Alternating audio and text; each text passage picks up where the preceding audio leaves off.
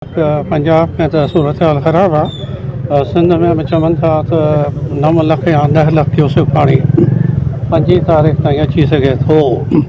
जेका सिंध हुकूमत जी ऐं इरीगेशन डिपार्टमेंट जी कारकर्दगी आहे उहा असांजे सिंध जे माण्हुनि जे साम्हूं आहे त कहिड़ो कमु थियो आहे, कहिड़ो कमु न थियो आहे, बंदनि जी जेका हालत आहे अलाह केरु करे ऐं बंद जेके आहिनि उहे भॼनि था।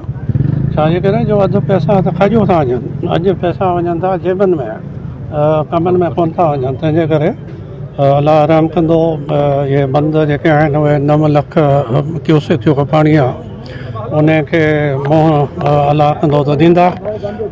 मां 97 में इरीगेशन जो वज़ीर हुअसि ऐं उन ज़माने में ॿोॾ आई त मां त बुड्डू खां वठी यको पंहिंजो उन सां जीप में बोड सां गॾियो यको जेसिताईं वञी समुंड ताईं कोन वियो पाणी ओसि ताईं असां यको बोड सां गॾियासीं।